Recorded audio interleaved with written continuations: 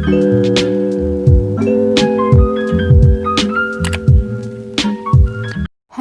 halo, assalamualaikum warahmatullahi wabarakatuh. Welcome back to my YouTube channel, di channel Vita Hayati.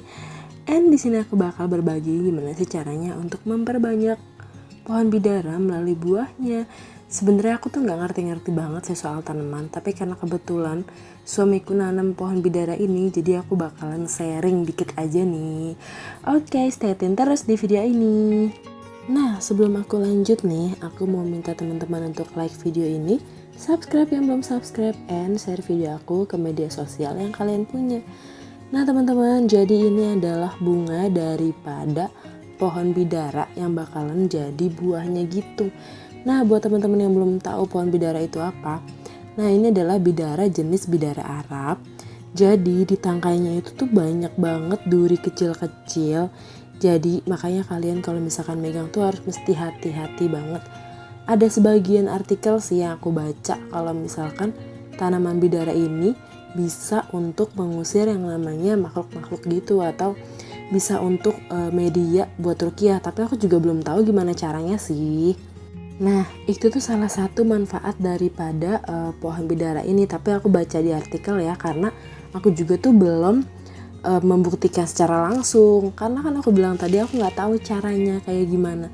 Tapi emang bener-bener loh di daerah rumahku itu tuh banyak banget yang nyari tanaman bidara ini. Banyak juga sih yang jual gitu. Nah kalau misalkan teman-teman belum punya pohon bidara, jadi kalian harus punya pohon bidaranya dulu baru bisa berbuah gitu. Oh ya teman-teman, aku mau infoin juga nih buat kalian yang mau nanam pohon bidara ini. Aku saranin banget kalian mending nanamnya di pot yang besar gitu aja. Jangan langsung di tanah. Kenapa? Karena ini tuh bakal jadi besar, bakal jadi tinggi, dan rantingnya tuh kemana-mana. Karena yang udah aku bilang tadi, rantingnya tuh banyak durinya. So kalian kalau misalkan gak rajin banget nebang-nebanginnya nih, bakalan kena pengendara lain yang lewat depan rumah kita. Oh ya, ini nih tuh buah yang bakal calon jadi bibit bidaranya guys.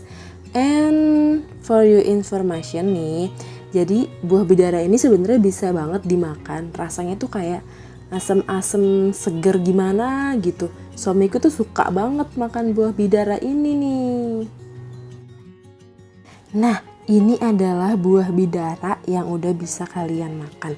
Atau biasa sih suami aku tuh suka banget, rasanya tuh asam-asam sepet gitu, enak gitulah.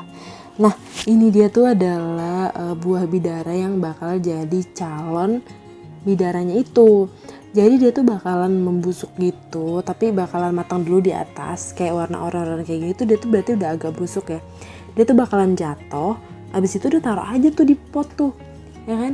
Nah tapi jangan lupa tuh di potnya dikasih pupuk kompos atau pupuk buah juga nggak apa-apa.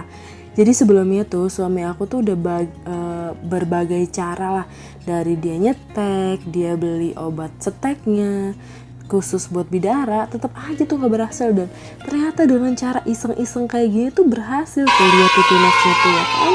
Nah jadi lumayan banget kan, cuma ditaruh gitu aja terus didiemin, modal pupuk, jadi tuh tumbuh-tumbuhan tanaman bidara. Karena ini juga bisa buat ladang bisnis ya. Kenapa? Karena bidara kan aku bilang tadi banyak yang nyari, dan kalau misalkan jadi banyak itu kan lumayan juga bisa dijual ya kan, bener kan? So buat kalian yang pengen punya bidara atau pengen memperbanyak, bisa nih dengan cara ini.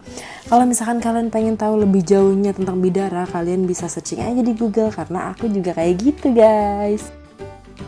Jadi ini adalah salah satu tanaman bidara yang dihasilkan dari buah bidara yang udah ditaruh di pot tadi ya.